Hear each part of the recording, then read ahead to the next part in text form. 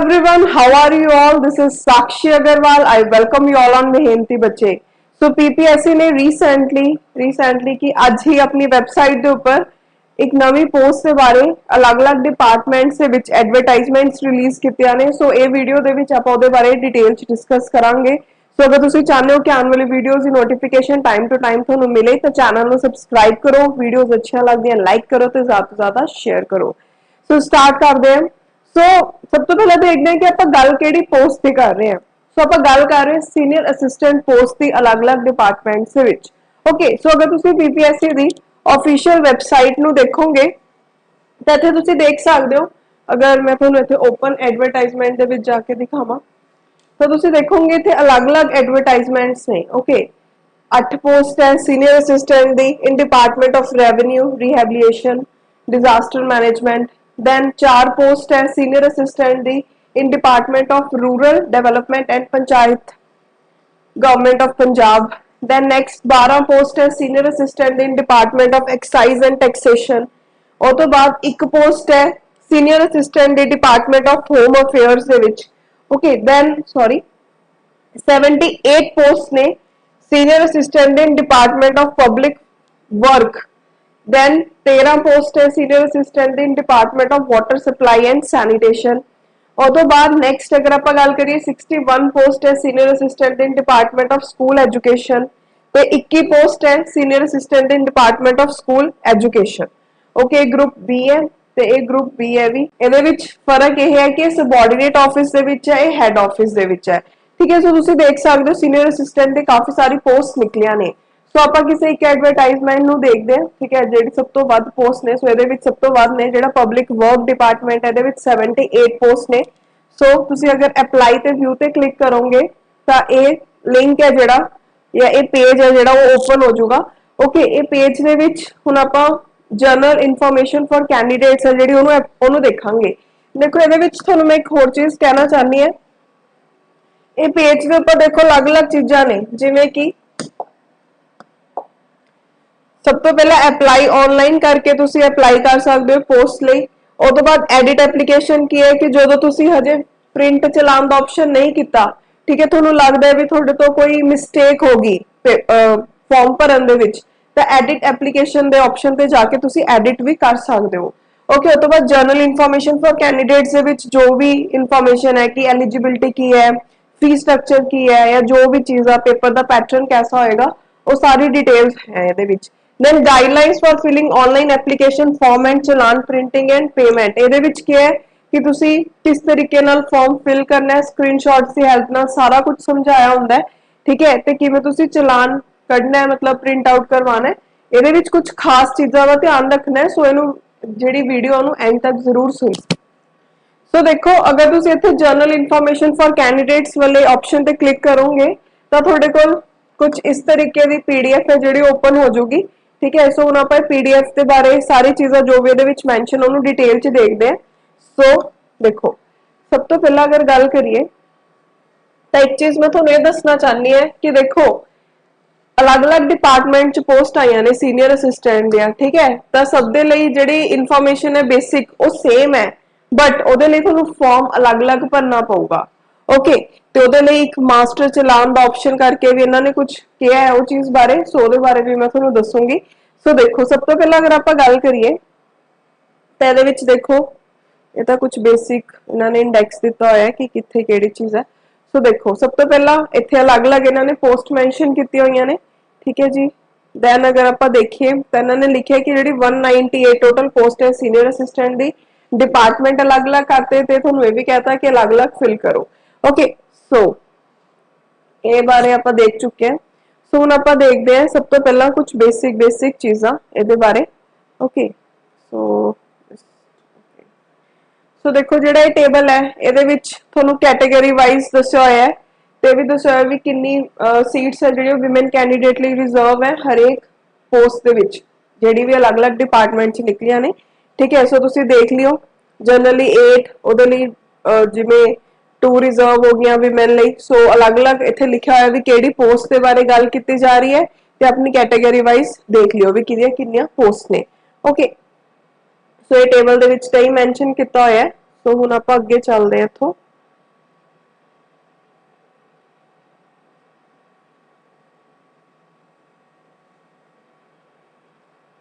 ਇਹਦੇ ਵਿੱਚ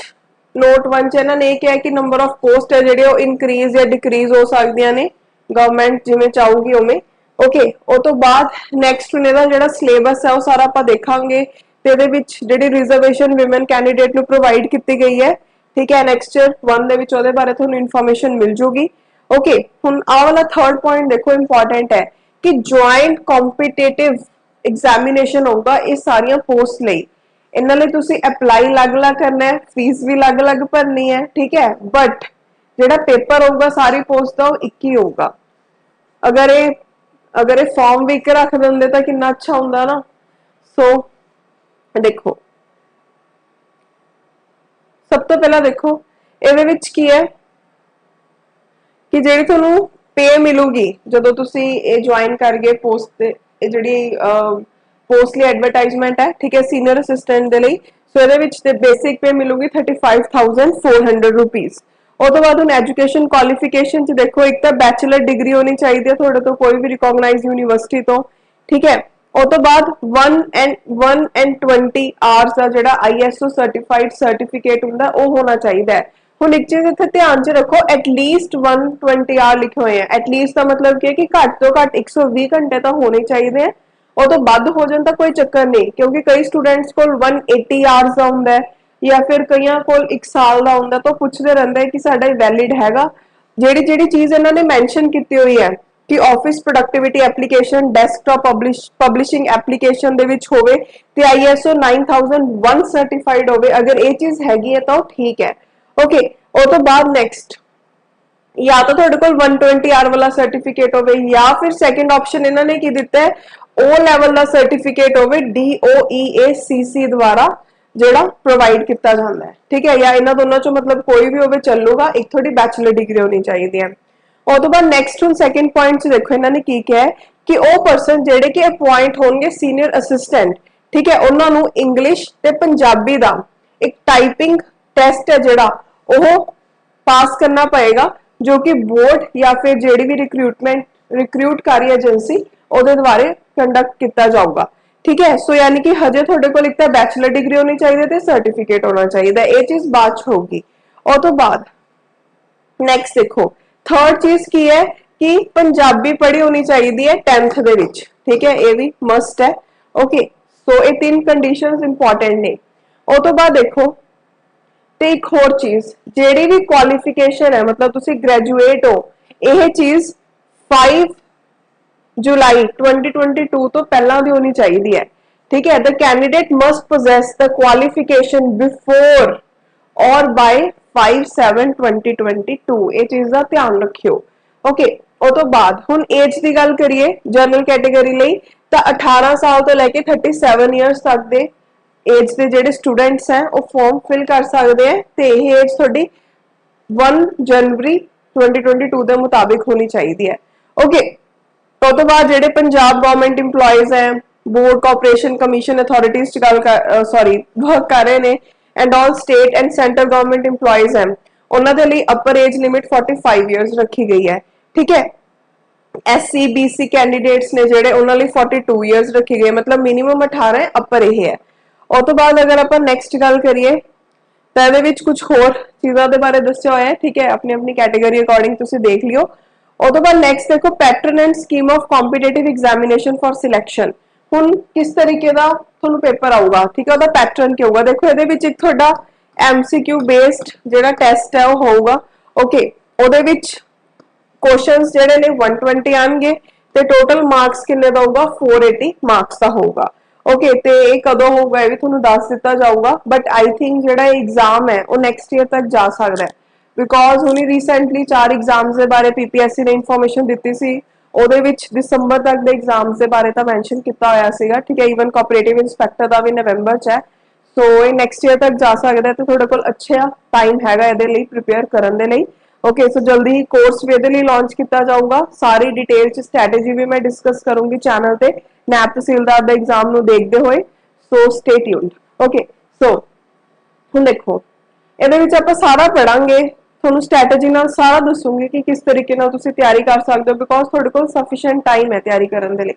okay so देखो ਇਹਦੇ ਵਿੱਚ ਪੈਟਰਨ ਕੀ ਰਹੇਗਾ 120 ਟੋਟਲ ਕੁਐਸਚਨ ਆने हैं ਤੇ ਹਰ ਕੁਐਸਚਨ 4 ਮਾਰਕਸ ਦਾ ਹੋਊਗਾ ठीक है ਇਹਦੇ ਵਿੱਚ ਇਹਨਾਂ ਨੇ ਦੋ ਸੈਕਸ਼ਨ ਚ ਡਿਵਾਈਡ ਕਰਤਾ ਇੱਕ ਤਾਂ ਜੀਕੇ ਤੇ ਕਰੰਟ ਅਫੇਅਰ ਤੇ ਸੈਕੰਡ ਹੈ ਲੌਜੀਕਲ ਰੀਜ਼ਨਿੰਗ ਤੇ ਮੈਂਟਲ ਐਬਿਲਿਟੀ जीके वाले पार्ट चो 80 क्वेश्चन आएंगे ते लॉजिकल रीजनिंग वाले पार्ट चो 40 क्वेश्चन आएंगे यानी कि टोटल 120 क्वेश्चन हो गए ओके तो जो पेपर होगा ये एमसीक्यू बेस्ड होगा और तो बाद नेक्स्ट देखो हुण ये चीज बारे एक होर इत्थे इंपॉर्टेंट है पहला ये चीज नहीं हुंदी सी पीपीएससी दे विच नेगेटिव मार्किंग दी ठीक है हुण इन्हां ने सॉरी नेगेटिव मार्किंग है जिहड़ी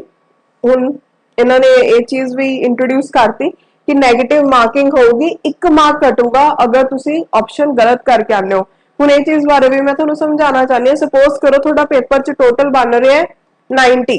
ते 90 दे ये तो 90 थोड़े मार्क्स हो गए तो थोड़ी नेगेटिव मार्किंग हुई है सपोज 5 मार्क्स थी तो टोटल जो 5 मार्क्स थोड़े डिडक्ट हो जाएंगे ठीक है ये मतलब है सो 1 मार्क डिडक्ट होगा ठीक है नेगेटिव मार्किंग हैगी है सो ये चीज का ध्यान रखियो ते अगर तुसी सही ऑप्शन क्लिक करके आने हो तो 4 मार्क्स मिलेंगे ओदे और तो बाद नेक्स्ट देखो एक होर चीज जेडे अनआंसर्ड या अनअटेम्प्ट क्वेश्चंस होंदे हैं ओदा कोई भी मार्क नहीं कटिया जाऊगा ठीक है मतलब नेगेटिव मार्किंग नहीं होगी तुसी छड्ड के आ रहे हो तो ओदे मार्क्स मिलणगे भी नहीं तुहानू ओके ਉਹ ਤੋਂ ਬਾਅਦ ਆ ਦੇਖੋ ਇਹ ਵੀ ਚੀਜ਼ ਇਹਨਾਂ ਨੇ ਕਿਹਾ ਕਿ ਜਿਹੜੇ ਟਾਈਪਿੰਗ ਟੈਸਟ ਹੈ ਉਹ ਕੰਡਕਟ ਹੋਣਗੇ ਜਦੋਂ ਰਿਟਨ ਕੰਪੀਟੀਟਿਵ ਐਗਜ਼ਾਮ ਹੋ ਚੁੱਕਾ ਤੇ ਜਿਹੜੇ ਕੈਂਡੀਡੇਟਸ ਨੂੰ ਸ਼ਾਰਟ ਲਿਸਟ ਕੀਤਾ ਜਾਊਗਾ ਉਹਨਾਂ ਦਾ ਕੰਡਕਟ ਹੋਊਗਾ ਸੋ ਉਲਝਣਾ ਨਹੀਂ ਹੈਗਾ ਕਿ ਸਾਨੂੰ ਟਾਈਪਿੰਗ ਦਾ ਵੀ ਸਰਟੀਫਿਕੇਟ ਚਾਹੀਦਾ ਹੈ ਕਿ ਸਾਡਾ ਟਾਈਪਿੰਗ ਟੈਸਟ ਪਾਸ ਹੋਣਾ ਚਾਹੀਦਾ ਹੈ ਬਾਅਦ ਚ ਦੀ ਗੱਲ ਹੈ ਇਹ ਓਕੇ ਉਹ ਤੋਂ ਬਾਅਦ ਨੈਕਸਟ ਇਹਨਾਂ ਨੇ ਲਿਖਿਆ ਕਿ ਬਾਅਦ ਚ ਜਿਹੜੀ ਹੋਰ ਵੀ ਇੰਪੋਰਟੈਂਟ ਇਨਫੋਰਮੇਸ਼ਨ ਹੋਣਗੀਆਂ ਉਹ ਟਾਈਮ ਟੂ ਟਾਈਮ ਅਪਡੇਟ ਹੋ ਜਾਣਗੀਆਂ ਸਾਈਟ ਦੇ ਉੱਪਰ ਦੈਨ ਜਿਹੜਾ ਇਹ ਪੇਪਰ ਹੈ 2 ਘੰਟੇ ਦਾ ਹੋਊਗਾ ਸਿਲੇਬਸ ਐਨੈਕਸਚਰ 8 ਦੇ ਵਿੱਚ ਦਿੱਤਾ ਹੋਇਆ ਉਹਦੇ ਬਾਰੇ ਆਪਾਂ ਪੂਰਾ ਦੇਖਾਂਗੇ ਕੀ ਦਿੱਤਾ ਹੋਇਆ ਹੈ ਜਿਹੜਾ ਮੋਡ ਆਫ ਐਗਜ਼ਾਮੀਨੇਸ਼ਨ ਹੈ ਪੈਨ ਐਂਡ ਪੇਪਰ ਮੋਡ ਹੈ ਦੈਟ ਇਜ਼ ਤੁਹਾਨੂੰ OMR ਸ਼ੀਟ ਦਿੱਤੀ ਜਾਊਗੀ ਤੇ ਤੁਸੀਂ ਉਤੇ ਫਿਲ ਅਪ ਕਰਨਾ ਹੈ ਠੀਕ ਹੈ ਉਹ ਤੋਂ ਬਾਅਦ ਅਗਰ ਆਪਾਂ ਗੱਲ ਕਰੀਏ ਸੈਂਟਰਸ ਦੇ ਬਾਰੇ ਤਾਂ ਬਾਅਦ ਚ ਆਊਗਾ ਦੈਨ ਇੱਕ ਹੋਰ ਇੰਪੋਰਟੈਂਟ ਚੀਜ਼ ਕੀ ਹੈ ਕਿ ਇਹ ਪੋਸਟ ਲਈ ਕੋਈ ਵੀ ਇੰਟਰਵਿਊ ਨਹੀਂ ਹੈਗਾ ਯਾਨੀ ਕਿ ਤੁਹਾਡਾ ਅਗਰ ਤੁਸੀਂ ਸ਼ਾਰਟਲਿਸਟ ਕੈਂਡੀਡੇਟ ਚ ਆਣਾ ਹੈ ਤਾਂ ਸਿਰਫ ਤੁਹਾਨੂੰ ਪੇਪਰ ਦੇਣਾ ਹੈ ਠੀਕ ਹੈ ਤੇ ਟਾਈਪਿੰਗ ਟੈਸਟ ਵੀ ਬਾਅਦ ਚ ਹੋਊਗਾ ਤੇ ਤੁਹਾਡੇ ਕੋਲ ਇਨਫ ਟਾਈਮ ਹੈ ਉਦੋਂ ਜਦੋਂ ਤੁਹਾਡੀ ਸਿਲੈਕਸ਼ਨ ਹੋਗੀ ਤੁਸੀਂ ਆਰਾਮ ਦੇ ਨਾਲ टाइपिंग दी क्लासेस लैके वो सीख सकते हो ठीक है कोई बड़ी गल नहीं हैगी ते उस तो बाद थोड़ा कोई भी इंटरव्यू ਇਹਦੇ ਵਿੱਚ नहीं है सो सिर्फ टेस्ट है ਇਹ ਚੀਜ਼ ਦਾ ਧਿਆਨ ਰੱਖਿਓ ਤੇ ਇਹਦੇ ਵਿੱਚ ਕੈਂਡੀਡੇਟ ਦੇ ਐਟਲੀਸਟ 40% ਮਾਰਕਸ ਹੋਣੇ ਚਾਹੀਦੇ ਆ ਓਕੇ ਮੇਨ ਤਾਂ ਕਟ ਆਫ ਤੇ ਡਿਪੈਂਡ ਕਰਦੀ ਹੁੰਦੀ ਹੈ ਚੀਜ਼ ਸੋ ਇੱਕ ਵਾਰ ਲਿਖ ਦਿੰਦੇ ਆ ਉਸ ਤੋਂ ਬਾਅਦ ਜਿਹੜੇ ਕੈਂਡੀਡੇਟ ਐਸਸੀ ਤੇ ਬੀਸੀ ਕੈਟਾਗਰੀ ਦੇ ਨੇ ਉਹਨਾਂ ਦੇ 35% ਮਾਰਕਸ ਹੋਣੇ ਚਾਹੀਦੇ ਆ ਓਕੇ ਤੇ ਇਹਨਾਂ ਨੇ ਇਹ ਵੀ ਕਿਹਾ ਕਿ ਜਿਹੜਾ ਫਾਈਨਲ ਰਿਜ਼ਲਟ ਹੈ और रिटन कॉम्पिटिटिव एग्जाम दे विच जेडे तुहाडे मार्क्स आएंगे ओदे बेसिस ते बनूगी ओके और तो बाद नेक्स्ट हुण इहदे विच नैशनैलिटी दित्ती हुई है कि कौन कौन अप्लाई कर सकदा है सो तुसीं देख लियो इह चीज़ नूं और तो बाद देखो हुण नेक्स्ट है कि तुसीं अप्लाई किवें करना है वैसे मैं तुहानूं स्टार्टिंग च भी दिखाया सी लिंक ठीक है अगर तुहानूं याद होवे साइट दे उपर सो तुसीं उत्थे जाके अप्लाई कर सकदे हो ते इन्हां ने कहा कि सिर्फ तुसीं ऑनलाइन अप्लाई करना है वैबसाइट दे उपर जाके ठीक है हुण इत्थे इंपॉर्टेंट डेट्स दित्तियां होईयां ने कि जिहड़ी रजिस्ट्रेशन दी लास्ट डेट है अप्लाई करन दे लई ओह हैगी है 5/7/2022 इत्थे आपां ने देखिया सी ना आ देखो मैं तुहानूं एक बार इत्थे दिखाना भी चाहनी हां सो अप्लाई ऑनलाइन करन दी ते एडिट करन दी एप्लीकेशन फॉर्म नूं जिहड़ी लास्ट डेट है ओह दित्ती हुई है 5 जुलाई 2022 ठीक है ते चलान दी जिहड़ी स्टार्टिंग डेट है कि चलान तुसीं प्रिंट आउट लैना चलान दा कदों तो स्टार्ट कर सकदे हो ਉਹ ਲੈ ਸਕਦੇ ਹੋ 6 ਜੁਲਾਈ 2022 ਤੋਂ ਬਾਅਦ ਠੀਕ ਹੈ ਉਹ ਤੋਂ ਬਾਅਦ ਲਾਸਟ ਡੇਟ ਹੈ ਜਿਹੜੀ ਚਲਾਨ ਦੀ ਜਨਰੇਟ ਕਰਨ ਦੇ ਲਈ ਉਹ ਹੈਗੀ ਹੈ 12 ਜੁਲਾਈ 2022 ਠੀਕ ਹੈ ਤੇ ਲਾਸਟ ਡੇਟ ਡਿਪੋਜ਼ਿਟ ਕਰਨ ਦੇ ਲਈ ਐਪਲੀਕੇਸ਼ਨ ਤੇ examination fee using print out system generated challan 13/7/2022 ठीक है सो ये चीज़ का ध्यान रखियो तुसीं ये फॉर्म कब तक फिल कर सकते हो 5 जुलाई तक ਤੇ ਜਿਹੜਾ ਚਲਾਨ ਪ੍ਰਿੰਟ ਹੋਣ ਦੀ ਪ੍ਰੋਸੈਸ ਹੈ ਉਹ ਕਦੋਂ ਸਟਾਰਟ ਹੋਊਗੀ 6 ਜੁਲਾਈ ਨੂੰ ਤੇ ਖਤਮ ਕਦੋਂ ਹੋ ਜਾਊਗੀ 12 ਜੁਲਾਈ ਤੱਕ ਠੀਕ ਹੈ ਸੋ ਇਹ ਚੀਜ਼ ਦਾ ਧਿਆਨ ਰੱਖਿਓ ਉਹ ਤੋਂ ਬਾਅਦ ਦੇਖੋ ਹੁਣ ਜੁਆਇੰਟ ਕੰਪੀਟੀਟਿਵ ਐਗਜ਼ਾਮੀਨੇਸ਼ਨ ਹੋਣਾ ਹੈ 198 ਪੋਸਟ ਦੇ ਲਈ ਬਟ ਇੱਥੇ ਕੁਝ ਚੀਜ਼ ਹੈਗੀ ਹੈ ਜਿਹੜੀ ਮੈਂ ਤੁਹਾਨੂੰ ਦੱਸਣਾ ਚਾਹਨੀ ਹੈ देखो इन्होंने कहा कि candidates name father name date of birth category post के लिए qualification experience photo signature category fee दे लिए चंगी तरह भरन क्योंकि एक बार जो तुसी फॉर्म नू फाइनल सबमिट करता तो तुसी कोई भी चेंज उहदे विच नहीं कर सकते ओके इसलिए ध्यान नाल भरियो कैंडिडेट्स की करते हैं जल्दी जल्दी च फॉर्म भर देंगे ने बाद चो देखते हैं कि साडे तो ये मिस्टेक हो गई सी सो एक बार जरूर चेक करया करो ओके हुण कई स्टूडेंट्स ਨੂੰ ਇਹ ਡਾਊਟ ਰਹਿੰਦਾ ਕਿ ਅਸੀਂ ਫਾਰਮ ਫਿਲ ਕਰਤਾ ਕਿ ਅਸੀਂ ਹਾਰਡ ਕਾਪੀ ਹੈ ਜਿਹੜੀ ਐਪਲੀਕੇਸ਼ਨ ਫਾਰਮ ਦੀ ਉਹ ਪੀਪੀਐਸਸੀ ਨੂੰ ਸੈਂਡ ਕਰਨੀ ਹੈ। ਸੋ ਪੀਪੀਐਸਸੀ ਨੇ ਮੈਂਸ਼ਨ ਕੀਤਾ ਹੋਇਆ ਹੈ ਕਿ ਕੈਂਡੀਡੇਟਸ ਨੇ कोई भी हार्ड कॉपी है जी एप्लीकेशन फॉर्म की पीपीएससी ਨੂੰ सेंड नहीं करनी, ठीक है। बट तुसी अपने को प्रिंट आउट लैके रखो, अपने को पीडीएफ ਉਹਦੀ सेव करके रखो ताकि फ्यूचर ਦੇ ਵਿੱਚ ਤੁਹਾਡੇ ਕੰਮ ਆ सके। ओके, बट इस कुछ एक्सेप्शन है। ये किन्ना ਲਈ है ਉਹ कैंडिडेट्स ਜਿਹੜੇ ਤਾਂ स्पोर्ट कैटेगरी ਚ ਭਰ ਰਹੇ ਨੇ फॉर्म या फिर पीडब्ल्यूडी कैटेगरी ਚ ਭਰ ਰਹੇ ਨੇ। ਉਹਨਾਂ ਨੇ ਜਿਹੜੇ स्पोर्ट कैटेगरी ਚ ਭਰ ਰਹੇ ਨੇ ਉਹਨਾਂ ਨੇ एप्लीकेशन फॉर्म, ठीक है, ਤੇ ਨਾਲ स्पोर्ट ग्रेडेशन सर्टिफिकेट जो कि डिपार्टमेंट ऑफ स्पोर्ट्स द्वारा दिता गया है ओदी हार्ड कॉपी है जेडी, ठीक है, वो पीपीएससी ਨੂੰ सेंड करनी है या फिर तुसी ईमेल कर सकते हो डॉक्यूमेंट्स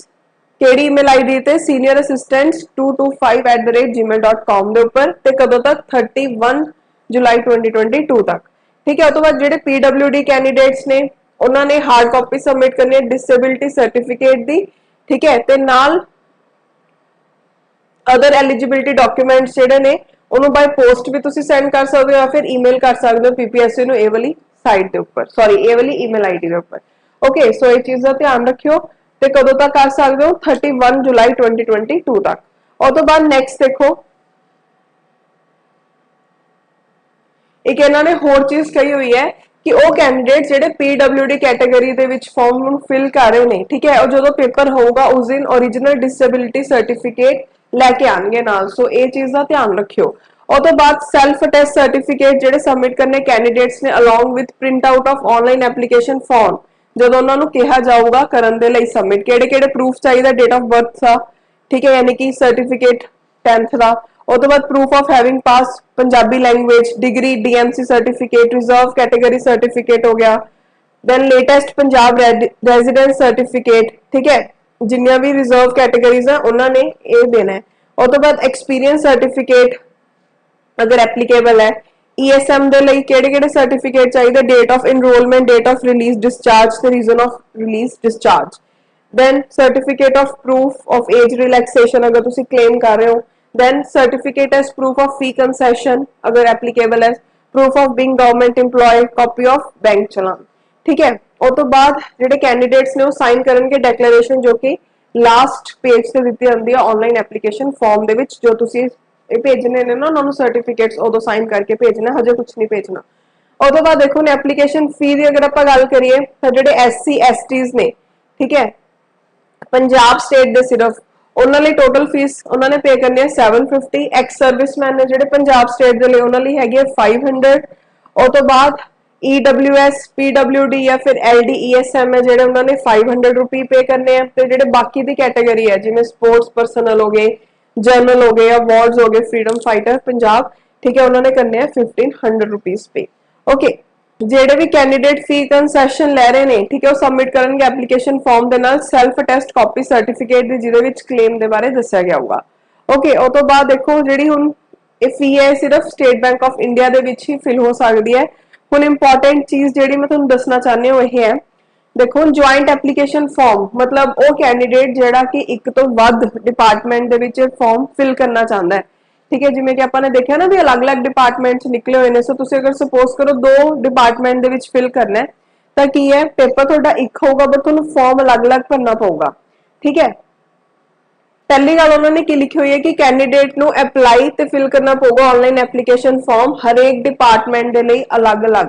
ठीक है। तो इस पेज दे विच जिहड़ा कैंडिडेट है सिर्फ अप्लाई कर सकता है सिंगल या मल्टीपल डिपार्टमेंट दे लई जिहदे लई commission joint competitive examination conduct किता कर रहा है। तो फेज 1 जो तुसीं भरता उस तो बाद तुसीं एडिट कर सकते हो, तो मतलब वो तो फेज 1 तो बाद कर सकते हो, जो तुसीं फेज 2 ते आ गए तो बाद तुसीं एडिट नहीं कर सकते फॉर्म, ठीक है। तो इन्होंने कहा candidate is advise not to fill 2 application form under the same advertisement, मतलब जेडे डिपार्टमेंट तुसी भर रहे हो सपोज करो हुण अपने को देखो इत्थे एक बार देखते हैं आपां,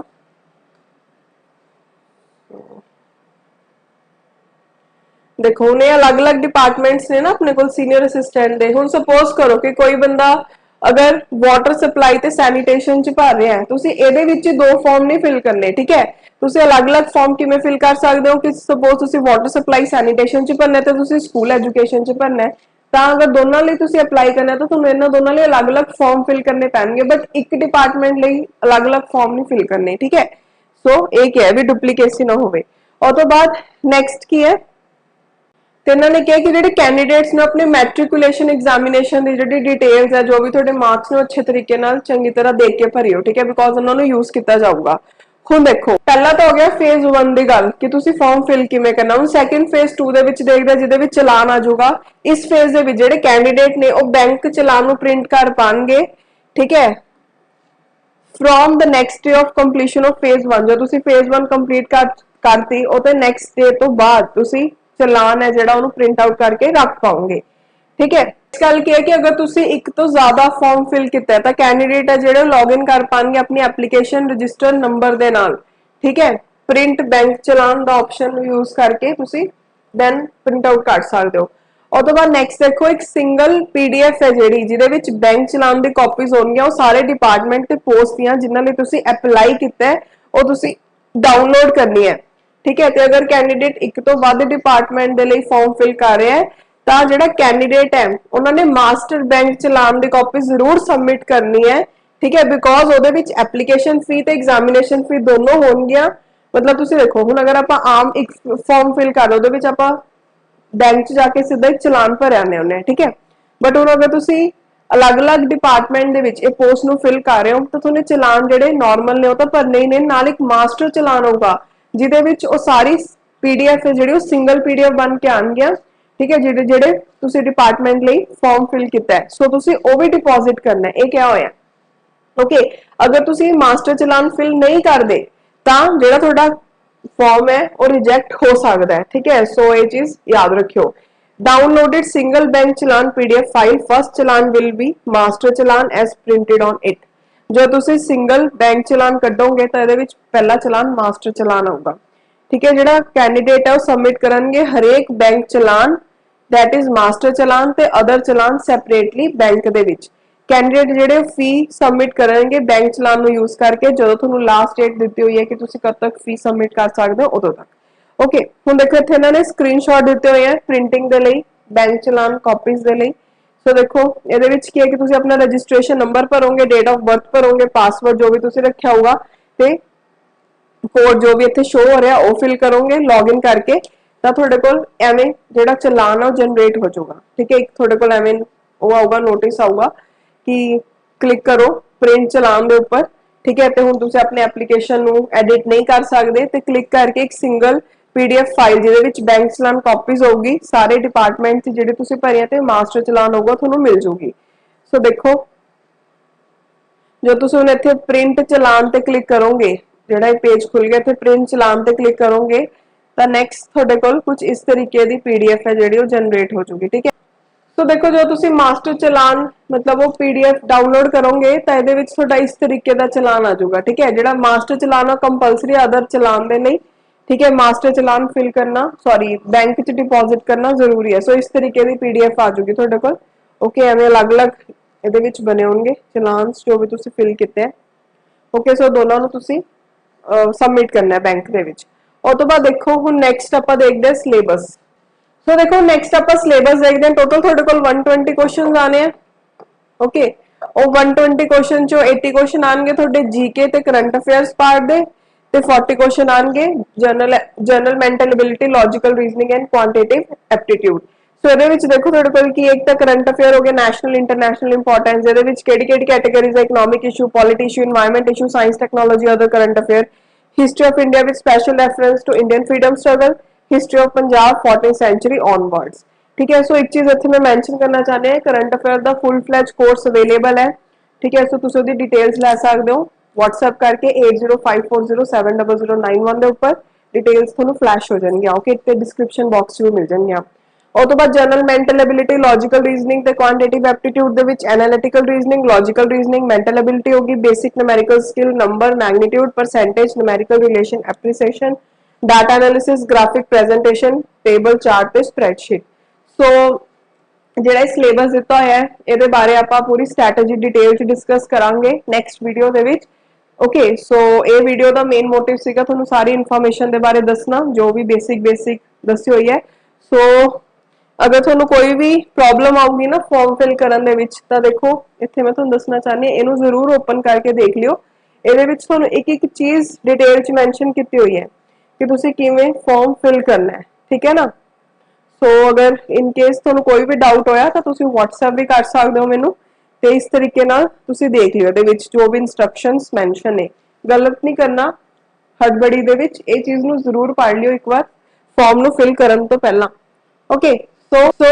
that's all for today, ਮਿਲਦੇ ਹਾਂ ਜਲਦੀ। Thank you so much.